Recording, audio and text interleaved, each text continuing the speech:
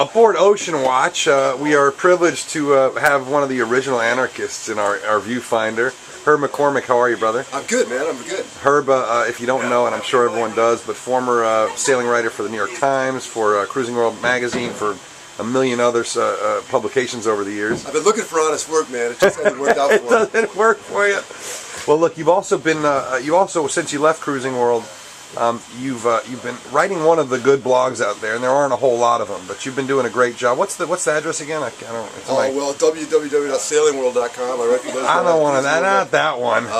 Nobody reads that. What I'm writing for right now is aroundtheamericas.org. Right. That's our daily stuff that we're doing from the boat here. We're on OceanWatch 64-foot steel cutter, and we left Seattle on May 31st, and I've been mostly writing every day since then. Now, this is what, 10,000 miles roughly you guys have gone? Yeah, 9,500 here in Charleston, over the top from Seattle, up to Barrow, Alaska, and then right through the Northwest Passage, and then down to New York. Tell me about the Northwest Passage. I mean, that's something that not very many people have done. It's a pretty magical place, man. It's I didn't know what to expect when we got up there, but it's vast, it's extreme, it's bloody cold. The people up there are pretty amazing. The Eskimos and Inuit, we were pretty welcomed by everybody we saw up there. People were pretty cool. This is the third year in a row that sailboats have been able to get through the Northwest Passage. For years they couldn't get through, and now every boat the last 3 years have tried has gotten through. So, people talk about climate change and is it real? Is it really happening? When you go up to the Arctic, you see that. As a sailor, I'm not a scientist, but all I know is boats are getting through the Northwest Passage, and they weren't able to before. So something obviously is changing up there. Now, Herb, is it a little nerve-wracking? Are you worried about the ice? What's it like? Yeah, this year, the last 2 years, there was hardly any ice at all. David Thorson, our photographer on board, came through in 2007 on a boat called Cloud 9, and there was catastrophic sea ice loss that year. And he didn't touch ice the entire year. The boat didn't touch ice. This year there were 3 critical places that ice got lodged up. We had to wait a couple weeks in Barrow. We had to wait a couple weeks down the track through a place called Dolphin and Union Strait, and then another week at a place called Joa Haven, waiting for ice to break up in Peel Sound. So there was a lot more ice this year than the last couple of years. It was a colder winter last year, and frankly, we didn't know we were going to get through this year. It was everything opened up a lot later in the season than it had the last couple of years, but eventually it did open up.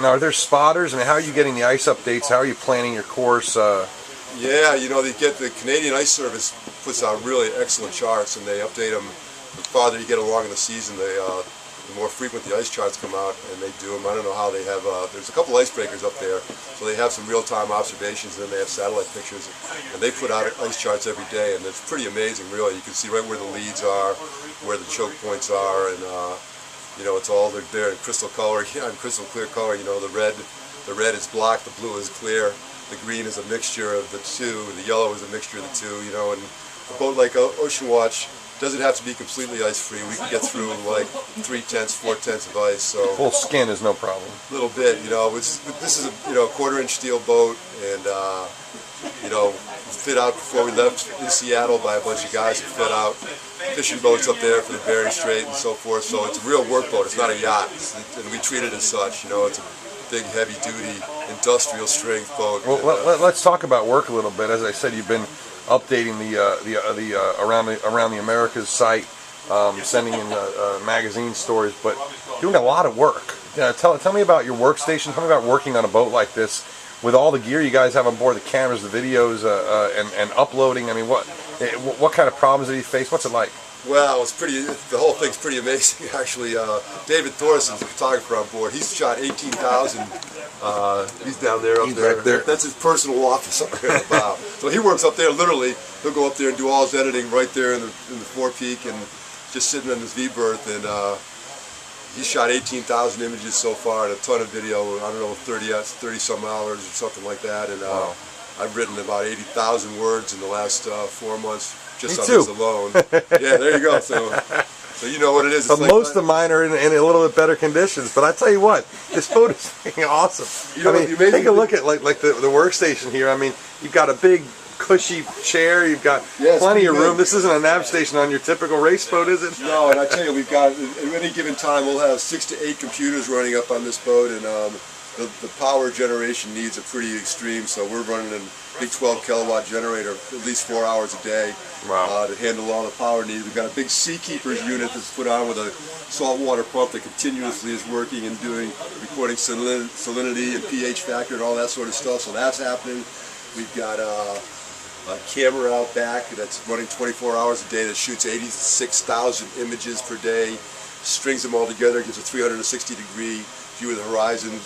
We load all that in the hard drive and ship back to the University of Washington Applied Physics Lab. Those go back whenever we get into port. Those ship back, and usually I'm working right there where it says mixed fruit. I guess Mr. Clean, there's something very appropriate there. I need to sit there where it says mixed fruit, and just hammering out our stories. And it's really been fun working with David Thorson, because he's such an excellent photographer. So we collaborate on all our stories pretty much together. He knows what I'm going to write about, and he shoots that, or vice versa. He finds somebody interesting or an interesting subject. So we work together on all the pieces pretty closely, which has been really, really fun. He's probably not as well known as some of the big marine photographers, but he's every bit as talented. And if you go to our website, you see some of the stuff he's done, which is pretty fantastic. So we're uploading stories every day. The stories, obviously, when you're in a gale in the Labrador Sea or something, it's a little more challenging than when you're in an anchorage,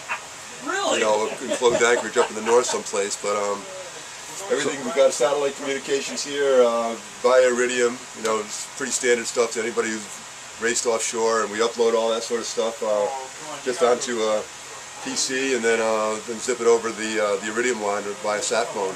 So that's been real efficient and pretty easy to use, and that's how we're getting internet weather and all that sort of stuff too in the ice charts. So Herb, after this, you guys obviously make your way down around the Horn. That's the next step. Have you sailed yeah. around the Horn before? I have actually. Yeah, the other way, the right way, coming with the westerlies, and but that was a trip where I picked up a boat down there in Chile and went around. So I sort of don't really consider it really going around the Horn. So I didn't do an ocean passage. What do you do to prepare for a wrong way around the Horn trip? I think we've been preparing for it now. We've been on the boat for 4 months. We've done, like you said, almost 10,000 miles. We've been in 45, 50 knot, sort of blows for 3 days straight in the Labrador Sea. So we've got some heavy weather sailing in. We've sorted out all the evolutions of what sail plans work, and how to get reefs in and out quickly, and how to get storm sails up and down quickly. So it's actually we've had good practice. So I think we're pretty ready. Cape Horn, next thing that's really important is getting down there in January at the latest, by mid-January. We want to get down there in the southern summer, so we got to haul ass to get down there, basically. And then we've got to go upwind down there, so that's going to be kind of a different experience. So hey, who knows? Maybe it'll be calm.